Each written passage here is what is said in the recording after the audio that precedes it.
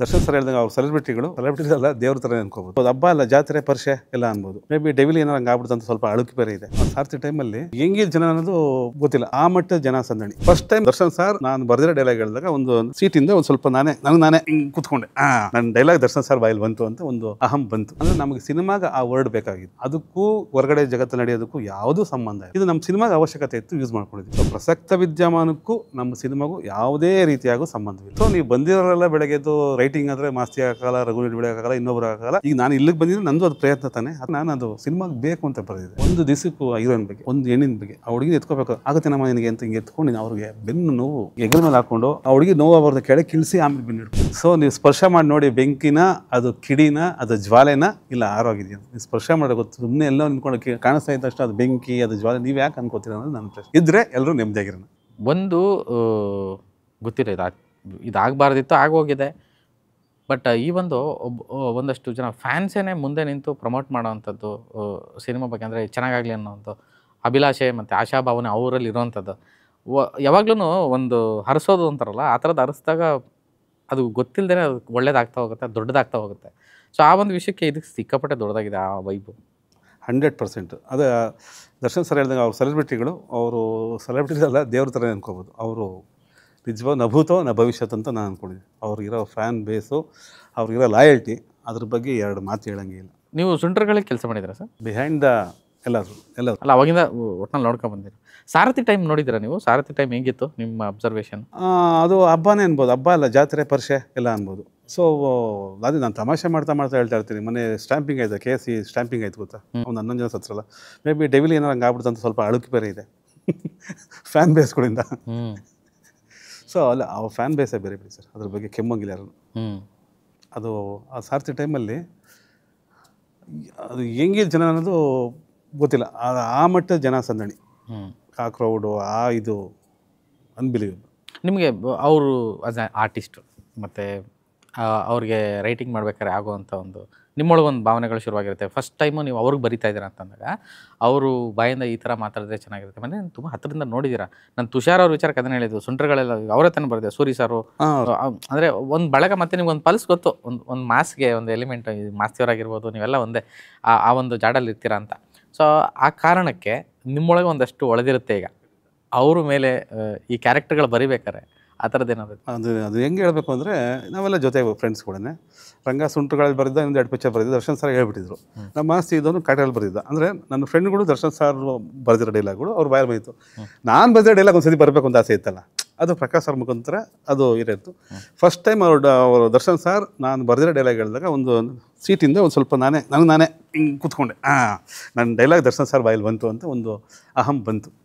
But ಎಷ್ಟು ಖುಷಿ ಅಂದರೆ ಅಷ್ಟು ಖುಷಿ. ನಾನೊಂದು ಸಾಧನೆ ಮಾಡಿದೆ ಅನ್ನೋ ಫೀಲಿಂಗ್, ನಿಜವಾಗಿ ಹೇಳ್ಬೇಕಾದ್ರೆ ನಾನು ಒಂದು ಸಾಧನೆ ಮಾಡಿದೆ ಅನ್ನೋ ಫೀಲಿಂಗೇ ಬಂದಿದ್ದು. ಅದ್ರ ಬಗ್ಗೆ ನೋಡೋದು ಅದು ಹೇಳಿದ್ನಲ್ಲ, ನಾವು ಯಾವಾಗಲೂ ಒಂದೇ ಮಾತಾಡೋದು, ನಮ್ಗಾಗಿದ್ದ ಅನುಭವನೇ ಮಾತಾಡೋದು. ಸೊ ನೀವು ಸ್ಪರ್ಶ ಮಾಡಿ ನೋಡಿ, ಬೆಂಕಿನ, ಅದು ಕಿಡಿನ, ಅದು ಜ್ವಾಲೆನ, ಇಲ್ಲ ಆರೋಗಿದೆಯಾ ನೀವು ಸ್ಪರ್ಶ ಮಾಡೋ ಗೊತ್ತು. ಸುಮ್ಮನೆ ಎಲ್ಲ ನಿಂತ್ಕೊಂಡು ಕಾಣಿಸ್ತಾ ಇದ್ದಷ್ಟು ಅದು ಬೆಂಕಿ, ಅದು ಜ್ವಾಲೆ, ನೀವು ಯಾಕೆ ಅನ್ಕೋತೀರ ಅನ್ನೋದು ನನ್ನ ಪ್ರಶ್ನೆ. ಆನೆಸ್ಟ್ಲಿ ಒಂದು ದಿವಸಕ್ಕೂ ತುಂಬ ಆನೆಸ್ಟಾಗಿ, ಒಂದು ದಿವಸಕ್ಕೂ ಹೀರೋಯಿನ್ ಬಗ್ಗೆ, ಒಂದು ಹೆಣ್ಣಿನ ಒಂದು ಫೈಟ್ ಸೀನು ಆಲ್ರೆಡಿ ಅವ್ರಿಗೆ ಬ್ಯಾಕ್ ಪೇನ್ ಇತ್ತು, ಸಖತ್ ಪೇನ್ ಇತ್ತು. ಮಾಸ್ಟರ್ ಹೇಳಿದ್ರು, ಬೇಡ ಎತ್ಕೊಳ್ಬೇಡಿ, ನಾನು ಡ್ಯೂಪ್ ಹಾಕೊಂಡ್ಬಿಡಿ, ನಾನು ಮಾಡ್ತೀನಿ ಅಂತ. ಇಲ್ಲಿಂದ ಆಲ್ಮೋಸ್ಟ್ ಬೇಕ್ರಿಯವ್ರಿಗೆ ಎತ್ಕೊಂಡೋದ್ರು, ಕೆಳಗೆ ಇಳಿಸಿದ್ರು. ಆಮೇಲೆ ಬೆನ್ನು ಅಂತ, ಆಮೇಲೆ ಒಂದು ಶಾರ್ಟ್ ತೆಗಿತಾ ಇದ್ದೀವಿ, ರಪ್ಪಿಗೆ ಹಾಕ್ಬಿಟ್ಟು ಕೆಳಗೆ ಬಂದ್ಕೊಂಡ್ರು. ಇದು ನಾನೊಬ್ಬ ವ್ಯಕ್ತಿಯಾಗಿ ಆಚೆ ನೋಡ್ಬೇಕಾದ್ರೆ ಕ್ಯಾಮ್ರಾ ಮುಂದೆ, ಇದು TV ಮುಂದೆ ಮಾಡ್ತದೆ ಅಂತ, ಅಲ್ಲಿ ನಾನು ಅನುಭವಿಸ್ತಾ ಗೊತ್ತಿದೆ. ರಿಯಲಾಗಿ ನೋವಿದೆ. ಈಗ ಬಿಡೋ ಸೋಷಿಯಲ್ ಮೀಡಿಯಾ ಬರುತ್ತೆ, ಅದೆಲ್ಲ ಕ್ಯಾಮ್ರಾ ಮುಂದೆ ಬೇಕು ಅಂತ, ಅವೆಲ್ಲ ವಾಸ್ತವನೇ ಅದು. ನೀವು ಹತ್ತಿರ ನೋಡಿದ್ರೆ ಖಂಡಿತ ಅವ್ರ ಬಗ್ಗೆ ಅಭಿಪ್ರಾಯ ಖಂಡಿತ ಬದಲಾಗುತ್ತೆ. ಇದೆ, ಎಲ್ಲ ಮನುಷ್ಯನಿಗೂ ರಾಗ, ದ್ವೇಷ, ಕೋಪ, ಒಳ್ಳೆಯದು ಕೆಟ್ಟದ್ದು ಎಲ್ರಿಗೂ ಇರುತ್ತೆ. ಬಟ್ ನೀವೇನು ಅಂದ್ಕೊಂಡಿದ್ರೆ ಅದೆಲ್ಲ ದರ್ಶನ್ ಸರ್, ಇದು ಗ್ಯಾರಂಟಿ. ಅಂದರೆ ನಾನು ಹೇಳೋದು, ಈ ಇನ್ಸಿಡೆಂಟ್ಗಳು ಅಚಾನಕ್ ಆಗಿರೋದು, ಸ್ಕ್ರಿಪ್ಟ್ ಬರೆದಾಗ ಯಾವುದೂ ಆಗಿರಲ್ಲ. ಸೊ ಹಾಗಾಗಿ ಆ ಒಂದು ವಿಚಾರಕ್ಕೂ ಸಿನಿಮಾಗೂ ಸಾಮ್ಯತೆ ಇದೆಯಾ, ಸಂಬಂಧ ಇದೆಯಾ, ಅಥವಾ ಆ ಥರ ಅನಿಸುತ್ತಾ? ಯಾಕೆಂದರೆ ಇದ್ದರೆ ನೆಮ್ಮದಿಯಾಗಿರಬೇಕು. ಸಾಂಗ್ ರಿಲೀಸ್ ಆದಮೇಲೆ ಸುಮಾರು ಜನಕ್ಕೆ ಹಿಂಗೆ ಬರ್ತಿದ್ದಾರೆ, ಅದು ದರ್ಶನ್ ಇದಕ್ಕೆ ಬರ್ತಿದ್ದಾರೆ ಅನ್ನೋ ಥರದ್ದು ಒಂದಷ್ಟು ಚರ್ಚೆಗಳಾಯಿತು ಆ ವಿಷಯಕ್ಕೆ. ಅಲ್ಲ, ಆ ವಿಷಯವಾಗಿ ನಾನು ಕ್ಲಾರಿಟಿ ಏನಂದರೆ, ಸಿನಿಮಾಗೂ ಅದಕ್ಕೂ ಸಂಬಂಧ ಇಲ್ಲ. ಅಂದರೆ ನಮಗೆ ಸಿನಿಮಾಗ ಆ ವರ್ಡ್ ಬೇಕಾಗಿತ್ತು. ನೀವು ನೋಡಿರ್ಬೋದು ಕೂಡ, ದರ್ಶನ್ ಸರ್ದು ಲೆಟ್ರ್ ಥರ ಮೇಡಮ್ ಅವರು, ವಿಜಯಲಕ್ಷ್ಮಿ ಮೇಡಮ್ ಒಂದು ಪೋಸ್ಟ್ ಮಾಡಿ, ಮನೋರಂಜನೆ ದೃಷ್ಟಿಯಿಂದ ಸಿನಿಮಾ ಒಂದು ಮನೋರಂಜನೆ ಮಾಧ್ಯಮ, ಅದ್ರ ಮಾತ್ರ ನೋಡಿ ಅಂತ. ಸೊ ನಮ್ಗೆ ಅದು ಉಕ್ಲೈನ್ ಅಷ್ಟೇ, ಅದಕ್ಕೂ ಹೊರಗಡೆ ಜಗತ್ತು ನಡೆಯೋದಕ್ಕೂ ಯಾವುದೂ ಸಂಬಂಧ ಇಲ್ಲ. ಅಂದರೆ ಸಹಜವಾಗಿ ಒಂದು ಪಂಚ್, ಇವಾಗ ಯಾವುದೋ ಒಡಿ 9 ಅಂತ ಮಾಡ್ತಾರೆ, ಅಂದರೆ ಯಾವುದೋ ಒಂದು ಮಾತು ಕಾಯಿನಾಗಿರೋದನ್ನ ತೊಗೊಂಡು ಯೂಸ್ ಮಾಡ್ಕೋತಾರೆ. ಇದು ನಮ್ಮ ಸಿನಿಮಾಗೆ ಅವಶ್ಯಕತೆ ಇತ್ತು, ಯೂಸ್ ಮಾಡ್ಕೊಂಡಿದ್ವಿ. ಸೊ ಪ್ರಸಕ್ತ ವಿದ್ಯಮಾನಕ್ಕೂ ನಮ್ಮ ಸಿನಿಮಾಗೂ ಯಾವುದೇ ರೀತಿಯಾಗೂ ಸಂಬಂಧವಿಲ್ಲ ಅಷ್ಟೇ. ನಮ್ಮ ಸಿನಿಮಾ ಪ್ಯೂರ್ ಸಿನಿಮಾ.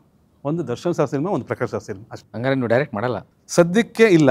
ಮುಂದಿನ ಪರಿಸ್ಥಿತಿಗಳು ನಾನು ಸ್ವಲ್ಪ ಕರೆಕ್ಟ್ ಆದ್ಮೇಲೆ ಮಾಡ್ಬೋದೇನೋ ಗೊತ್ತಿಲ್ಲ. ಕರೆಕ್ಟ್ ಅಂದರೆ ಆಲ್ರೆಡಿ ಉತ್ತರ ಕೊಟ್ಟಿದ್ದೆ.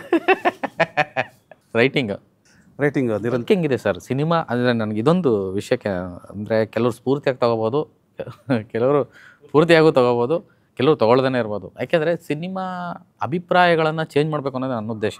ರೈಟ್.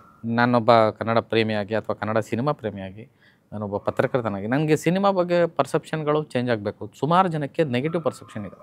ಸಿನಿಮಾದವ್ರಂದ್ರೆ ಹೆಂಗೆ, ಸಿನಿಮಾದ ಬದುಕೆ ಹೆಂಗೆ, ಅವರ ಆ ಥರದ್ದು ಭಾವನೆಗಳು ಕೆಲವ್ರಿಗಿದೆ. ನಾನು ಎಲ್ಲರಿಗೂ ಅಂತ ಹೇಳ್ತಾ ಇಲ್ಲ, ಅದು ಬದಲಾಗಬೇಕು ಅನ್ನೋದು ಉದ್ದೇಶ. ಅಂದರೆ ನಾನು ಏನಕ್ಕೆ ಕೇಳ್ತಾ ಇದ್ದೇನೆಂದರೆ, ರೈಟರ್ಸ್ ಇಲ್ಲ, ತುಂಬ ಜನ ರೈಟಿಂಗ್ ಮಾಡ್ತೀನಿ ಅಂತ ಬರ್ತಾರೆ. ಇಲ್ಲೊಂದು ಬದುಕಿದೆ, ಇಲ್ಲೊಂದು ಜೀವನ ಇದೆ, ಇಲ್ಲೊಂದು ವೃತ್ತಿ ಇದೆ, ಇದನ್ನ ಕಟ್ಕೋಬೋದು ಅನ್ನೋ ಒಂದು ವಿಷಯಕ್ಕೆ ಎಷ್ಟು ಸ್ಪೇಸ್ ಇದೆ, ಆಸ್ಪದ ಇದೆ ಅನ್ನೋದಕ್ಕೆ ಒಂದು ಎಕ್ಸಾಂಪಲ್ಗಳಿಗೆ ನಾನು ಪ್ರತಿಯೊಬ್ಬರನ್ನ ಮಾತಾಡ್ಸ್ಬೇಕಾದ್ರೆ, ಎಸ್ಪೆಷಲಿ ಟೆಕ್ನಿಷಿಯನ್ಸ್ನ, ಬರಹಗಾರನ ಮಾತಾಡ್ಸ್ಬೇಕಾದ್ರೆ ಈ ವಿಷಯಕ್ಕೆ ಹೇಳ್ತೀನಿ, ಸುಮಾರು ಜನಕ್ಕೆ ಗೊತ್ತಾಗಲಿ ಅಂತ, ಆ ಬದುಕು ಹೆಂಗಿದೆ ಅಂತ. ಅಂದರೆ ಸುಳ್ಳಲ್ಲ, ಸತ್ಯ ಹೇಳಿದ್ರೆ ಸಾಕು.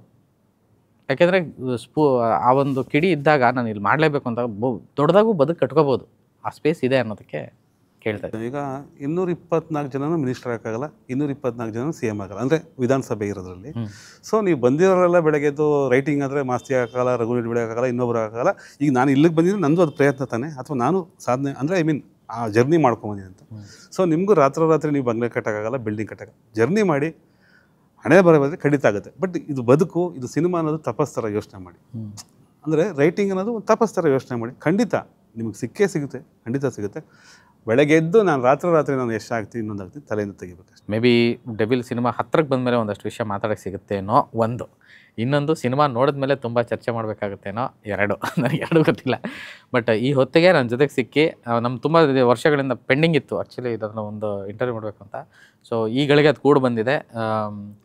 ಡೆವಿಲ್ ಸಿನಿಮಾಗಂತಲ್ಲ, ನಾನು ತುಂಬ ವಿಷಯ ಮಾತಾಡಬೇಕು ಅಂತಲೇ ಗೊತ್ತಿದ್ದು. ಒಂದಷ್ಟು ಓಪನ್ ಅಪ್ ಆಯಿತು, ಇನ್ನೊಂದ್ಸಲ ಓಪನ್ ಅಪ್ ಮಾಡ್ತೀನಿ ಖಂಡಿತ. ಅದಾದ್ಮೇಲೆ ಇನ್ನೂ ನಾನು ಓಪನ್ ಅಪ್ ಆಗಿ ಅವಾಗ ಸಿನಿಮಾ ಬಗ್ಗೆ ಇನ್ನೂ ತುಂಬ ಮಾತಾಡ್ಬೋದು, ತುಂಬ ಮಾತಾಡೋದಿರುತ್ತೆ. ಅಂದರೆ ಯೂಶಲಿ ಅಷ್ಟೇ ಸಿನಿಮಾ ಈಗ ರಿಲೀಸ್ ಬಿಫೋರ್ ನಾವೇನಂತ ಹೇಳಕತ್ತೆ, ಮತ್ತು ಸಂದರ್ಭ ಬೇರೆ ಈ ರೀತಿ ಇದೆ. ಎಲ್ಲದಕ್ಕಿಂತ ಈಗ ಏನು ಅಂತಂದರೆ, ಈಗ ನಾನು ಆ ಸಿನಿಮಾದಲ್ಲಿ ವರ್ಕ್ ಮಾಡೋದ್ರಿಂದ ಇದು ನನ್ನ ಆ ಗೌಪ್ಯತೆ ಕಾಪಾಡ್ಕೊಳ್ಳೋದು ನನ್ನ ಆದ್ಯ ಕರ್ತವ್ಯ. ಯಾಕೆಂದರೆ ನನ್ನ ನಂಬಿ ನನಗೆ ಕೆಲಸ ಕೊಡಿ, ಜವಾಬ್ದಾರಿ ಕೊಟ್ಟಿದ್ದಾರೆ, ಅಷ್ಟು ದೊಡ್ಡ ಸಿನಿಮಾ ಕೊಟ್ಟಿದ್ದಾರೆ. ಈಗ ನಂದೇನೋ ಅಂದ್ಬಿಟ್ಟು ಸಿಕ್ತು ಅಂದ್ಬಿಟ್ಟು ಓಡಾಡೋದಲ್ಲ, ಅದ್ರ ಕಾಪಾಡ. ಆಮೇಲೆ ಸಿನಿಮಾಗೆ ಅದು ಆ ಗೌಪ್ಯತೆ ಮುಖ್ಯ ಸರ್.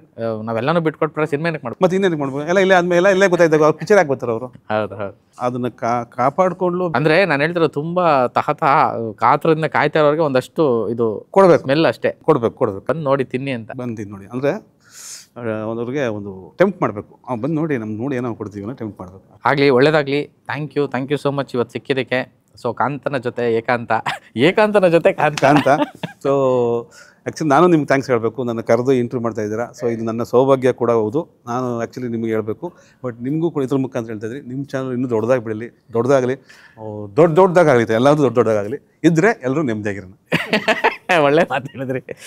ಖಂಡಿತ ಈ ಮಾತುಕತೆ ತುಂಬ ಆಪ್ತವಾಗಿ ನಿಮಗೆ ಹತ್ರ ಆಗಿರುತ್ತೆ ಅಂತ ಬಯಸ್ತೀನಿ. ಮತ್ತು ಎಸ್ಪೆಷಲಿ ಡಿ ಸೆಲೆಬ್ರಿಟೀಸ್ಗೆ ಏನೋ ಕಾಯ್ತಾ ಇದ್ರಿ ಅನಿಸುತ್ತೆ. ನೀವು ಕಮೆಂಟ್ಸಲ್ಲಿ ಹಾಕ್ತಿರ್ತೀರ, ನಾನು ನೋಡ್ತಿರ್ತೀನಿ, ಬಟ್ ನಾನು ರಿಪ್ಲೈ ಮಾಡಲ್ಲ ಅಷ್ಟೇ. ಬಟ್ ಎಲ್ಲವನ್ನೂ ನೋಡಿರ್ತೀವಿ. ಈ ಒಂದು ಮಾತುಕತೆ ನಿಮಗೊಂದು ಇನ್ನೊಂದು ಪುಷ್ಟಿ, ಭರವಸೆ ಸಿನಿಮಾ ಮೇಲೆ ಮೂಡಿರುತ್ತೆ ಅಂತ ಬಯಸ್ತೀನಿ.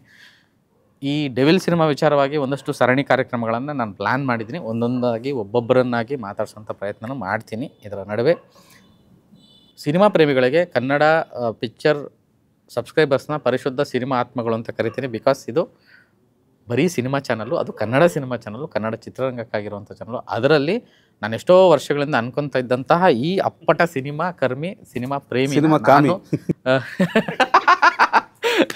ಮಾತಾಡ್ಸೋವಂಥ ಒಂದು ವಿಷಯ ಆಯ್ತು ಇವತ್ತು.